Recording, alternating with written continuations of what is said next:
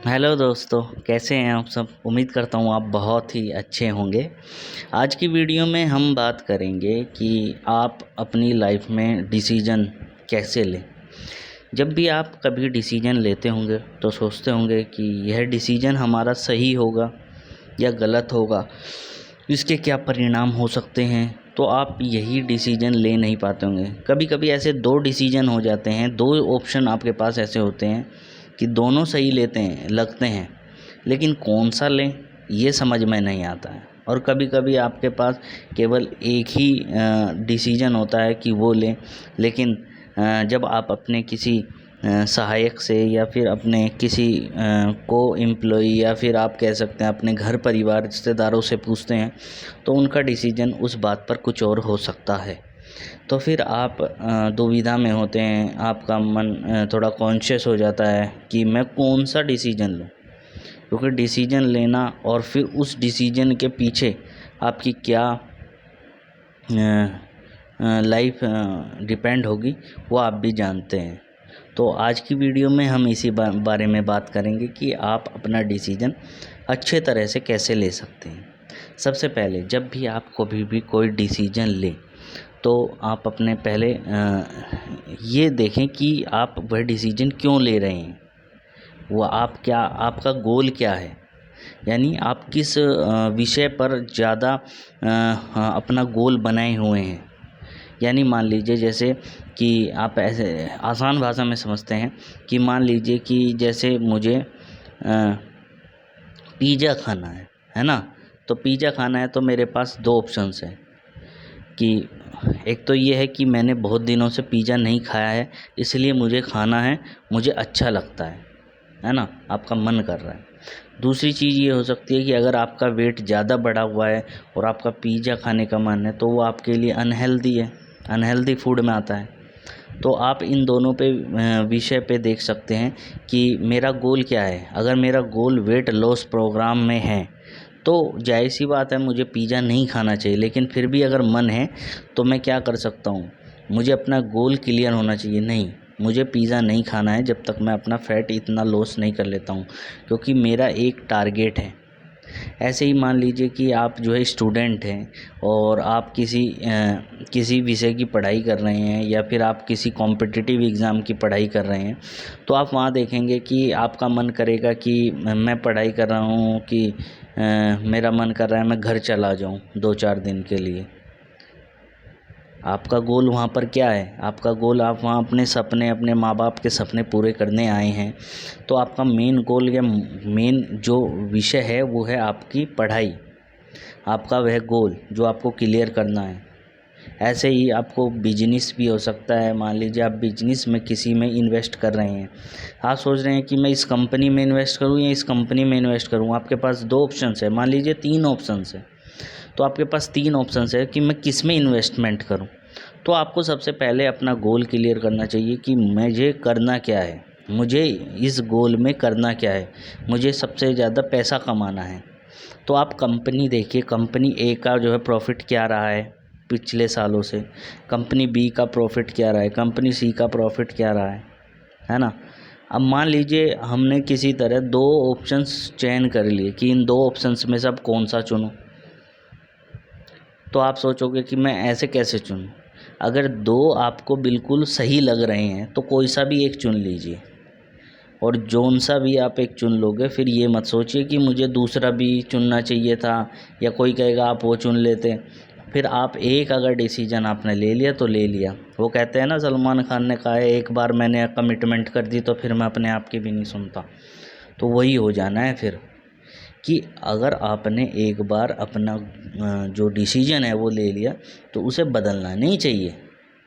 नहीं, अगर मान लो देखो आपने एक डिसीजन ले लिया, उसके रिज़ल्ट क्या होंगे कुछ सालों बाद या कुछ महीनों बाद या कुछ दिनों बाद दिखेंगे। और आपने वो डिसीजन ले लिया 2-4 दिन बाद फिर बदल लिया।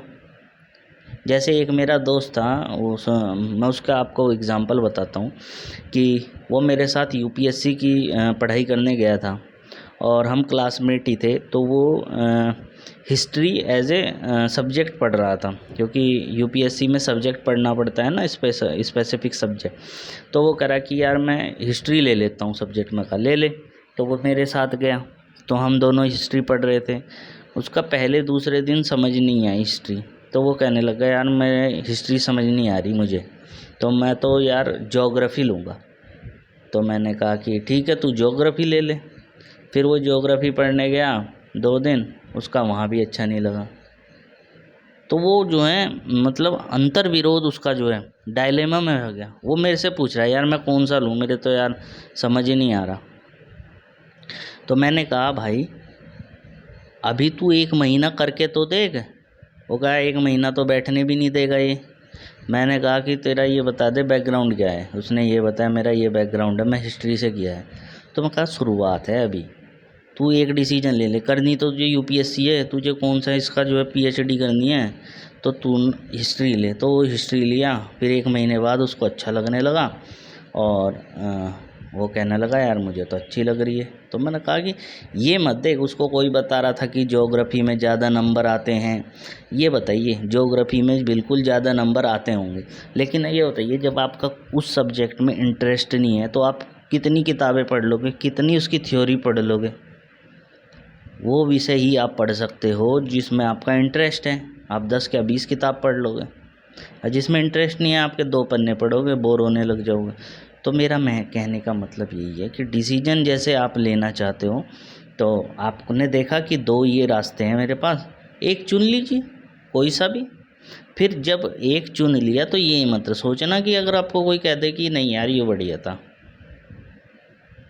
अब एक ऐसा हुआ, एक मेरा दोस्त था, उसका रेलवे का क्वार्टर था, उसने जैसे अलॉट कर लिया तो वो ना उसको अच्छा नहीं लगा और उसने कहा कि मुझे दूसरा क्वार्टर, मैंने एप्लीकेशन दे दी। तो उसने दूसरे क्वार्टर की एप्लीकेशन दे दी। अब वहाँ गया तो वो मकान थोड़ा चूता था। चूता मतलब सीलन जो ये टपकता है कभी बारिश में। तो वो कहने लग गया, उसका थोड़ा सा गेट भी हल्का सा टूटा हुआ था। तो वो कहने लग गया यार तू बता मैं क्या करूँ, ये वाला सही है या वो वाला सही है। मैंने कहा भाई ये बता तुझे कौन सा अच्छा लगा। वो मेरी कुछ समझ में नहीं आ रहा है, डायलेमा में फंस गया हूँ मैं, कौन सा लूँ कौन सा ना लूँ। मैंने कहा कोई सा भी ले ले, एक डिसीजन ले ले, या तो ये या वो। अगर उसमें कुछ प्रॉब्लम है वो सही करवा लेंगे, और नहीं है तो इसमें कोई दिक्कत है वो सही करवा लेंगे। तो वही है लाइफ का, पहले आपको डिसीजन क्लियर करना पड़ेगा, आपका गोल क्या है, आप जो जा रहे हो ये वाला ऑप्शन सही है या नहीं है ना। और फिर आपको जैसे आप डिसीजन लोगे तो फिर आपका डिसीजन सही होगा। अब आप कहोगे कि क्या पता उस डिसीजन में आप फेल हो जाओ, ये भी हो सकता है भाई, कुछ भी हो सकता है कि डिसीजन आपने ये ले लिया आपका डिसीजन गलत हो सकता है। तो डिसीजन गलत होगा तो आपको समझ में तो आएगा कि मेरा ये डिसीजन गलत था, फिर आप वहाँ से दूसरी शुरुआत करोगे। आप पहले ही आपको थोड़ी पता चल जाएगा, किसी को भी नहीं पता चलता कि कौन सा डिसीजन सही है और कौन सा डिसीजन गलत है, क्योंकि ये टाइम टाइम पे डिपेंड होता है, पर्सन टू पर्सन वेरी करता है। तो इसलिए जब भी आप डिसीजन लो तो कोई एक डिसीजन ले लो जोन सा आपको अच्छा लगता है, जोन से आपको लगता है कि ये सही है। कॉपी पेन निकाल के रखो, उसमें देखो कि इसके मतलब इसके अच्छी चीज़ क्या है, इसकी बुरी चीज़ क्या है। जब भी डिसीजन लेना हो तो एक कॉपी पेन का इस्तेमाल करो। अगर हवा हवाई बात करोगे दिमाग से, ऐसे कुछ नहीं होगा। एक कॉपी लो और पेन लो और उसमें आप ये देखो कि इसकी पॉजिटिव चीज़ क्या है, इसकी नेगेटिव चीज़ क्या है, किसकी ज़्यादा पॉजिटिव है, किसकी आपको ज़्यादा अप्रोचेज़ लगती हैं जो आपको अच्छा लगता है। ठीक है। और कभी कभी आपको ये लग सकता है कि हो सकता है मेरा एक गलत डिसीजन हो सकता, उसको भाड़ में जाओ। जो आपने डिसीजन ले लिया ले लिया, उसके बाद फिर ये मत सोचो कि ये मेरा गलत भी हो सकता है सही भी हो सकता है। आपने जो डिसीजन लिया है वो सबसे परफेक्ट है और उस पे ही चलिए, क्योंकि फिर आप ऐसे करोगे, कभी आप ज्योग्राफी ले रहे हो, कभी आप हिस्ट्री ले रहे हो, कभी पॉलिटी ले रहे हो, आप इसी चक्कर में रह जाओगे। एक मेरा दोस्त था, मैं स्टडी से ज़्यादा एग्जांपल इसलिए दे रहा हूँ क्योंकि मैं थोड़ा स्टडी से जुड़ा हुआ हूँ, तो आप इससे अपने बिजनेस या फिर अपनी वैल्यू से कनेक्ट कर सकते हो। तो उसने जो है ज्योग्राफी लिया, तो ज्योग्राफी उसको 2 साल उसने पढ़ा, फिर उसको समझ नहीं आया, उसने छोड़ दिया।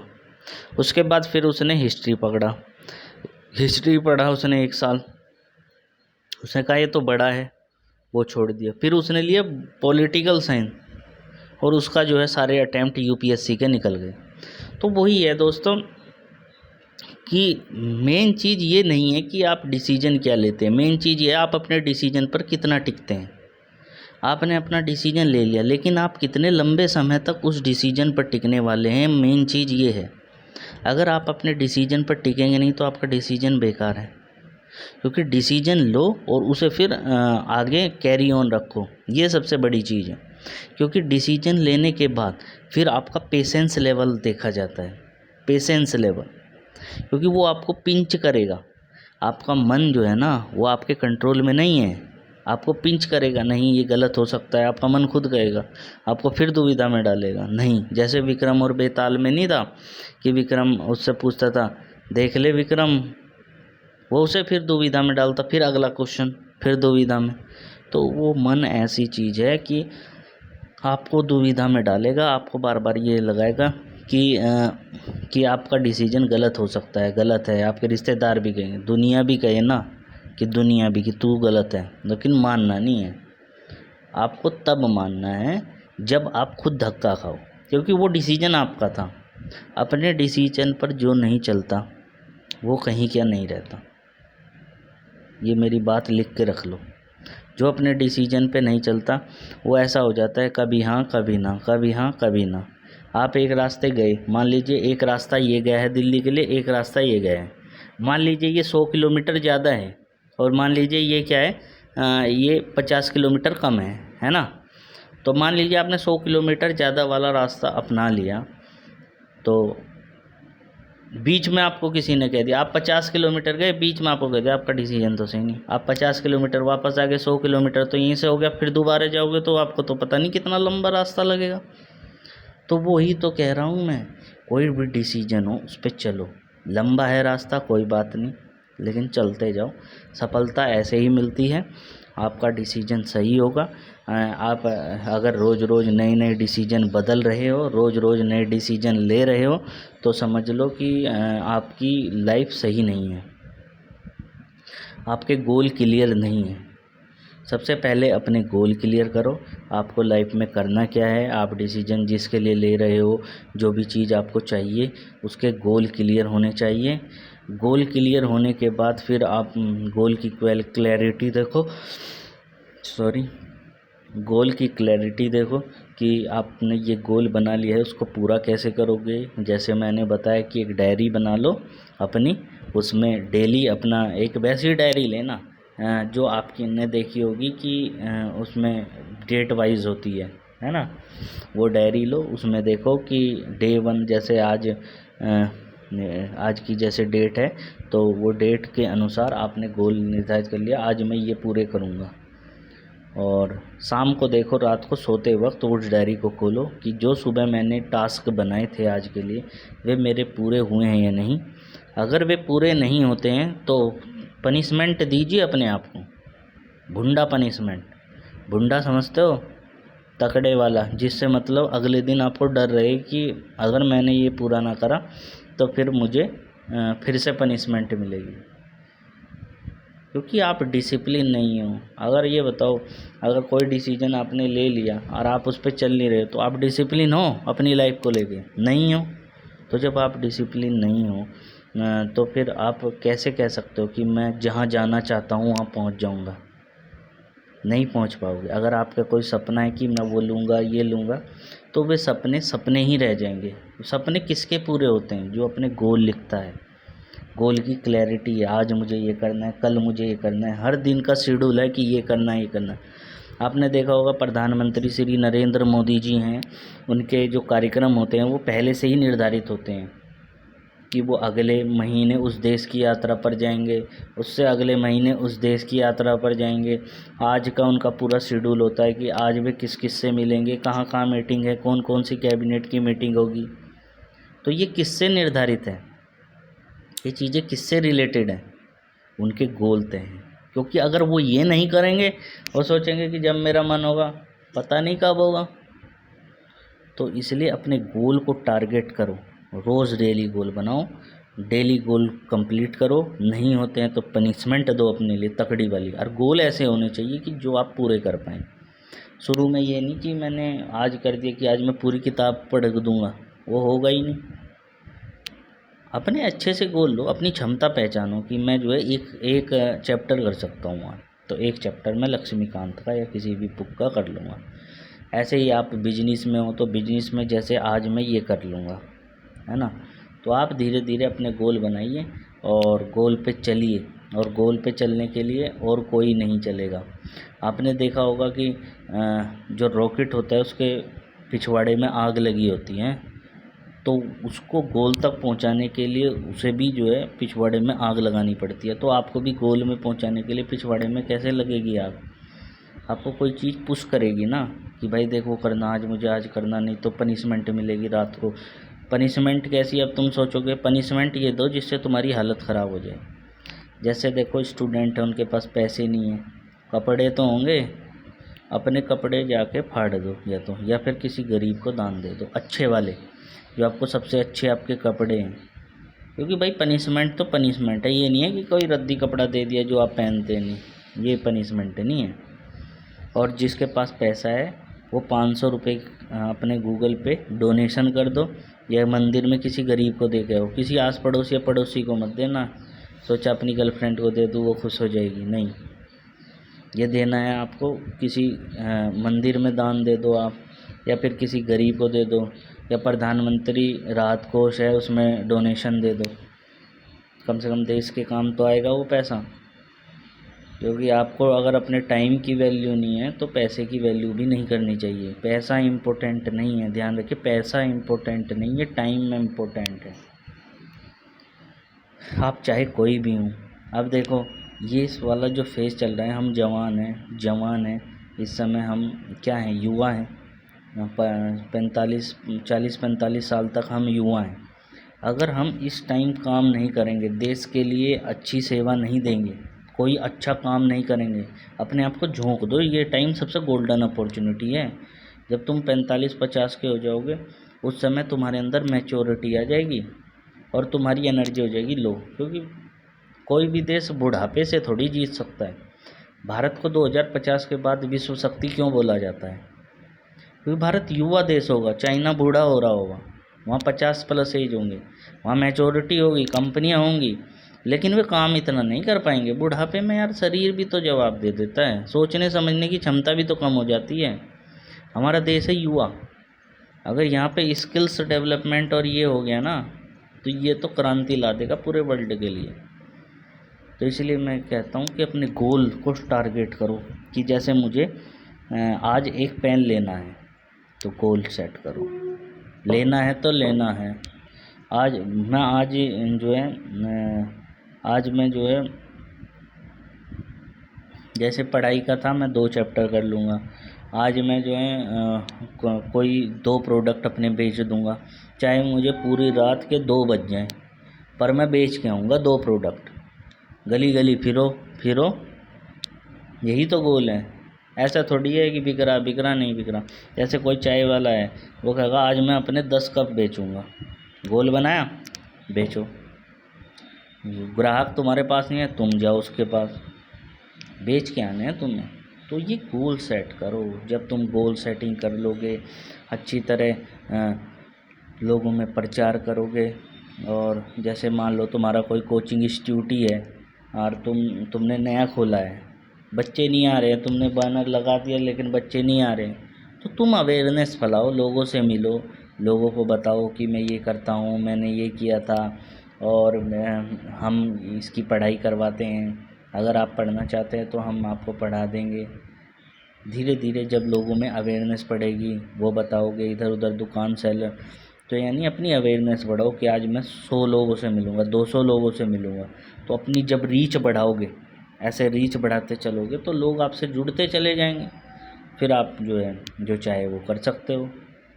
तो आज की बात मेरी डिसीजन को लेकर थी, तो लंबी चर्चा रही हमारी।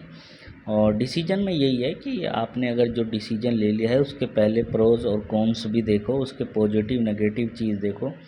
अगर आप सही हो, अगर आप बिल्कुल सही हो अपने डिसीजन पे, तो उसको पूरा करो। और अगर सही नहीं हो तो आप उसके वो देखिए ऑप्शन, अगर ऑप्शन आपके को लगता है कि ये सही है तो चल जाइए। अगर 2 में डायलेमा है तो एक को चुन लीजिए, कोई से को भी, और उसी पे चल दीजिए। अब रास्ता बड़ा हो या छोटा हो, मंजिल तक तो लेके ही जाएगा। ठीक है, ठीक है दोस्तों, उम्मीद है कि आपको वीडियो काफ़ी अच्छी लगी होगी। अगर वीडियो अच्छी लगी है तो चैनल को सब्सक्राइब कर लीजिए और बेल आइकन दबा दीजिएगा, और वीडियो को लाइक कर लीजिएगा। और कोई भी क्वेरीज है तो आप कमेंट हमको कर सकते हैं। धन्यवाद दोस्तों।